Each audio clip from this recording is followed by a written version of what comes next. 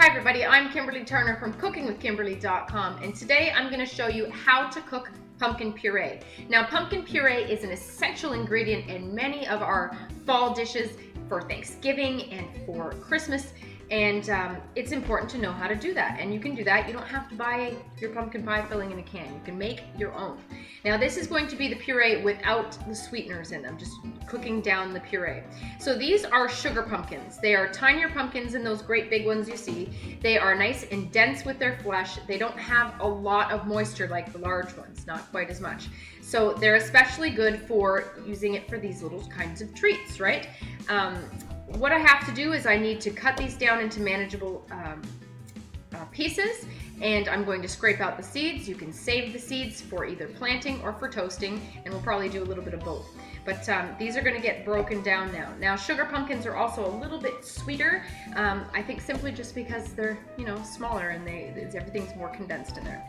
So that's it. Make sure that you use these little pumpkins. You can use a big one too, though. Don't be afraid. If you're going to make a jack-o'-lantern or whatever and you want to do your pumpkin puree after, feel free to do that. You can use big ones too. But these are more manageable for me on my countertop. I know you've seen me break down and disassemble a large pumpkin before, but these guys are just easier to deal with. And they're easy, why not make your life a little easier? So this is how we're gonna do it. I'm gonna preheat my oven to 325 degrees. And I'm gonna start by breaking one of these guys down. Now take a nice sharp knife. I like to sharpen mine before I start, especially using a big vegetable like this that's really nice, hard and dense. Also, you want to hold it firmly by this handle.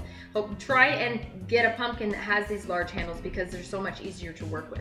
Now, I don't have to, make a jack-o'-lantern cut or anything like that with this. So I can just cut this guy in half, and it's going to make it easier for me to seed and to clean out. So what I've done first of all, I forgot to tell you, is I scrub this under water. You can use soap if you want to, but just make sure that it has no residue, it has no dirt on it or anything like that, okay? So in we go. There's no rhyme or reason, just get it done. Get in there.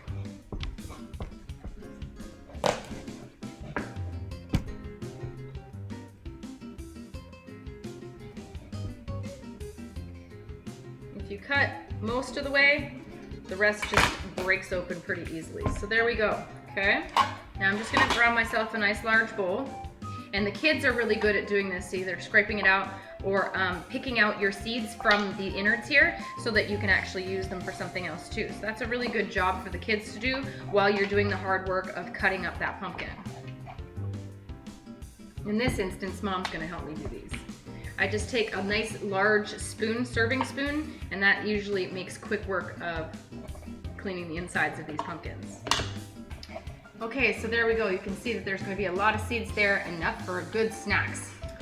Okay, so next I'm just going to cut this handle out. Try not to waste your pumpkin. You can still use this nice piece underneath here. Okay, so now I'm just going to cut it into more manageable chunks. So I picked these guys up at my local Harvest Barn Country Markets today. There's two locations in southern Ontario. One is in Niagara on the Lake and one is in St. Catharines. And I got these at the Niagara on the Lake store. And they've got beautiful, all kinds of gourds and squashes and pumpkins and really cool things. So make sure you check out my review on this, Ontario Sugar Pumpkins at Harvest Barn Country Markets. You can check them out online too at HarvestBarn.ca. So there's no need to peel these guys. You're actually going to scrape the flesh out of these after they've roasted. I'm just going to make, manageable pieces like that, okay? I'll put these guys in a bowl for now. Now this is a very dense, hard vegetable. And these guys are going to roast for quite some time. A good, maybe an hour and a half. Possibly up to 2 hours, just depends. You want to make sure that the flesh is nice and tender. Can't make pie without tender puree. So one of these pumpkins is probably going to take up 2 cookie sheets in my oven. You can use roasting pan if you want to. I'm going to use cooking sheets. One of my sheets I have a silicone mat, and the other one I'm just going to grease up. Use what you have.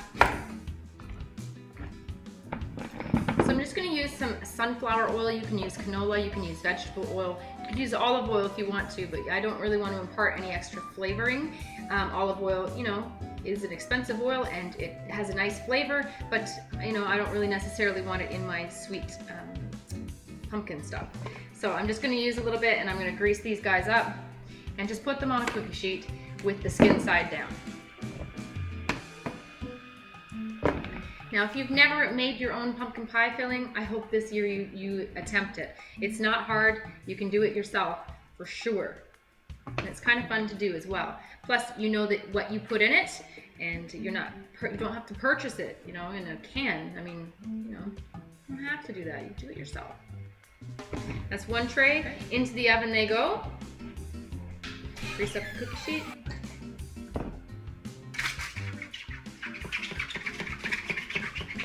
Hands are always your best tool. Quickest. Into the oven. Well, I'm gonna let those rip for a little while. I'm gonna check it in about an hour just to see how we're doing.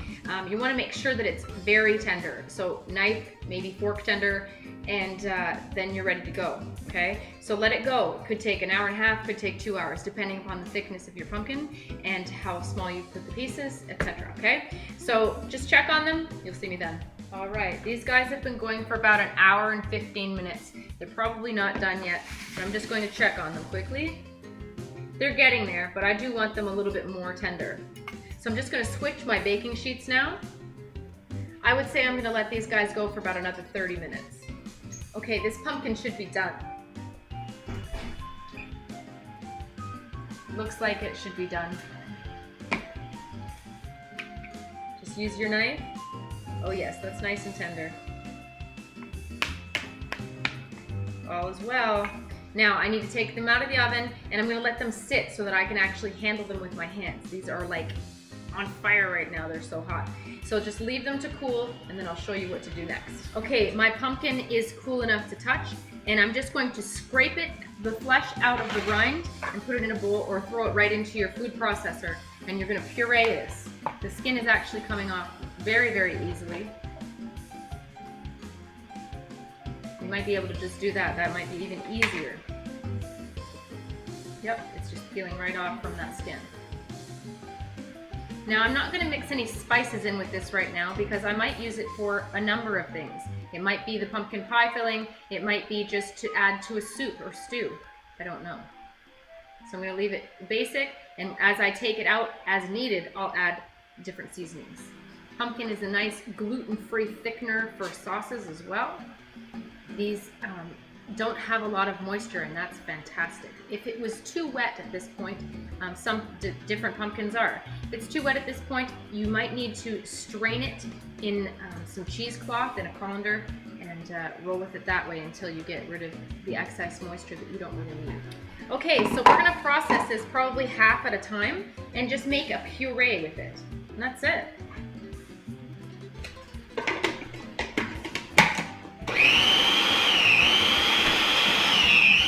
It's nice and thick. Just process until all the chunks are gone. That's beautiful. Nice puree. One more go at it. That's beautiful. Perfect. Nice and smooth and creamy. Look at this puree. Beautiful. Beautiful bright orange color and usable for whatever you would use pumpkin for. Now I'm going to store this in my freezer because I'm not making a pie right now. I'm just getting it ready for myself. And I'm going to store this in the freezer in wide mouth jars. That's just how we do it. And one jar pretty much is one pie's worth of puree. Use yourself one of these great funnels that helps so much. That's almost a whole jar's worth. And I'm going to repeat same thing with the other half of the pumpkin.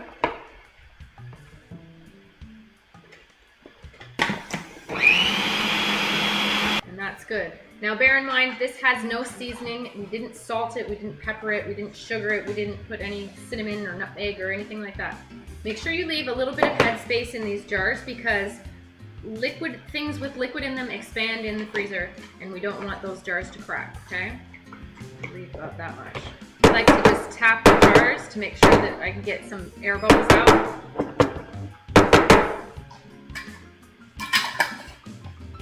And there's at least a pie, okay? So we've got one there, and I'm probably gonna have another half of the jar. Now to the taste, you can tell that they haven't been sweetened. However, these little sugared pumpkins are slightly sweet as they're roasted as well. So they do have a nice little natural sweetness of their own.